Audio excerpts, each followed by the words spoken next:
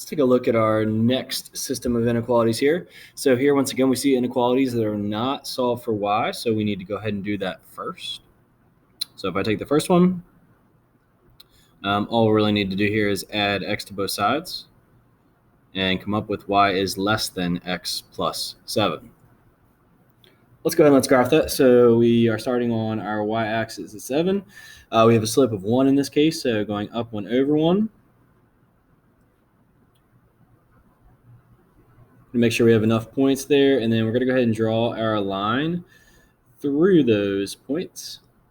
And in this case, it is going to be dotted because we have just a less than and not a less than or equal to. If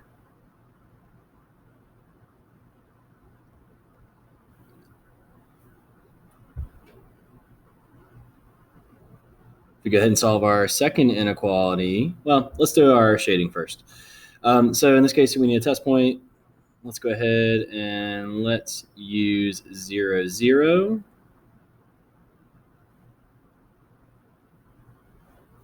So if I plug 0 and 0 into the original inequality,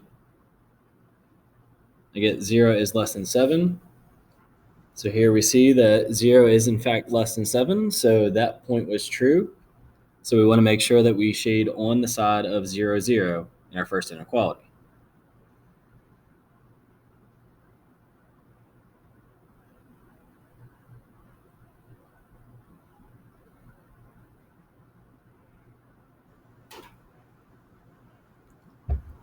For our next inequality, we want to go ahead and solve for y again here. So we originally have y minus x is greater than or equal to -2. We would add x to both sides here, so y would be greater than or equal to x minus 2. So we're going to start our graph at -2 on the y-axis. Here we see that we have a slope of 1, so for this we're going to be going up 1 over 1. When we go to draw our line, we're going to notice that it is greater than or equal to, so we're going to need our line to be a solid line through those points.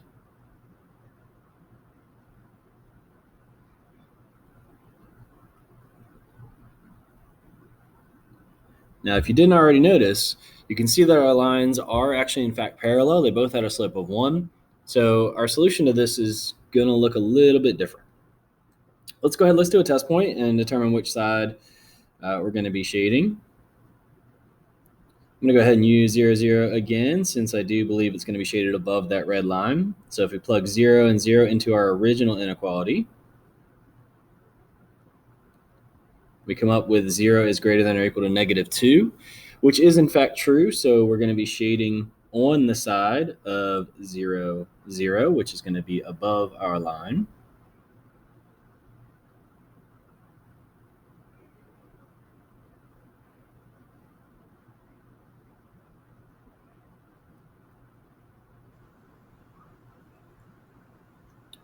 So what you notice with this, as we're shading that in, we're going to notice that our overlap is actually in between our lines right now. We don't have any intersection of our lines since they're parallel. So this sometimes gets a little bit tricky as far as where the overlap occurs.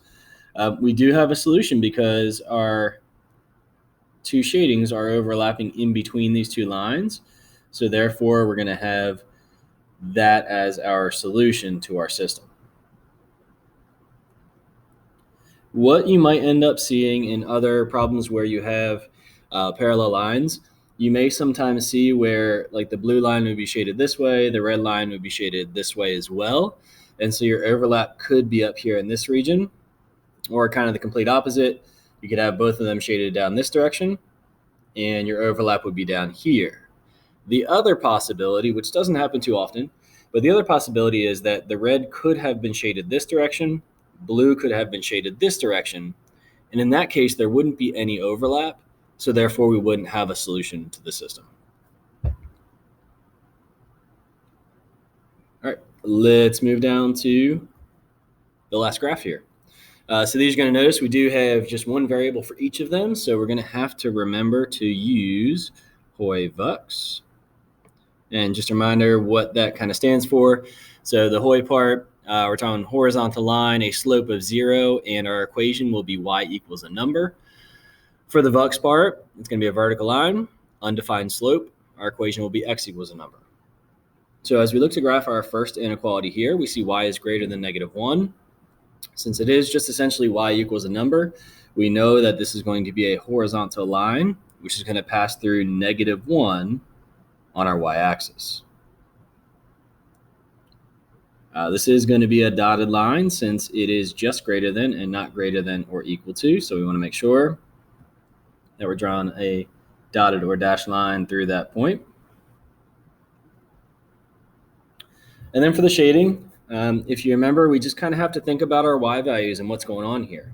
So if we currently have a y value at -1, and we're saying that y is anything greater than -1, we're going to be talking about the y values that are above the line that we just graphed.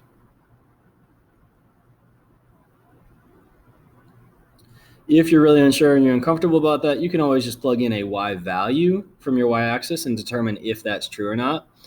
You will see that the ones that are above are going to be the ones that are going to end up being true. If we look at our next inequality, x is greater than -2.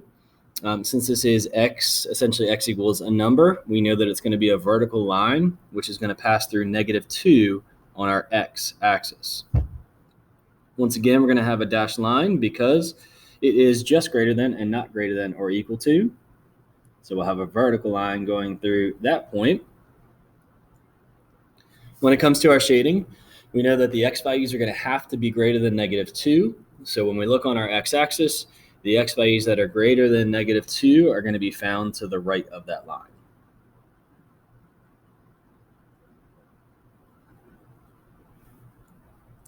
Once I get both of those shadings complete, I can see where my overlap is, which is going to be in this top right-hand region.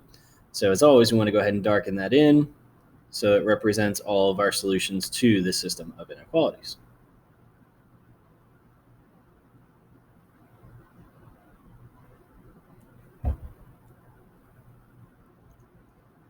And let's go ahead and let's take a look at one word problem with systems of inequalities.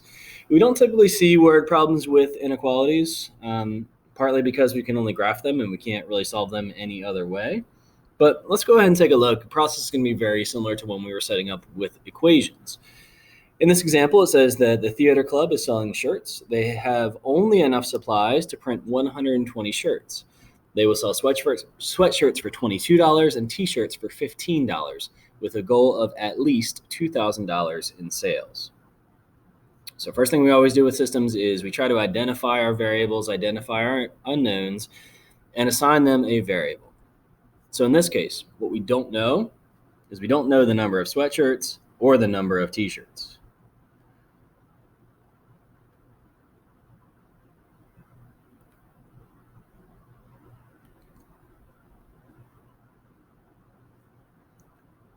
I'm going to go ahead and let S represent the number of sweatshirts and T represent the number of t-shirts.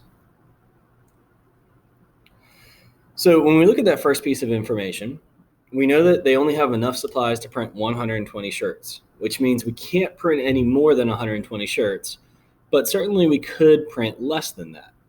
So when we add our total of shirts, we add the number of sweatshirts plus the number of t-shirts, we know that we can't exceed 120. So our inequality here would have to be less than or equal to 120. So we're saying that the number of sweatshirts plus the number of t-shirts has to be either less than or equal to 120. As we look for our second inequality here, we're looking at the other piece, which involves the money.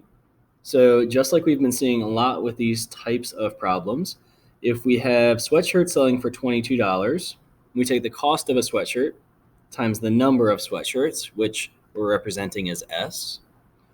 And then we're going to add the cost for a t-shirt times the number of t-shirts, which would give us that total cost there. We know that we want at least $2,000 in sales, so we just have to make sure that we're assigning the correct inequality symbol to this inequality. So if we want at least 2,000, that means we could have 2,000 or we could have more. We don't want less than 2,000, but we could have 2,000 or more. So the symbol that's going to represent that would be a greater than or equal to 2,000.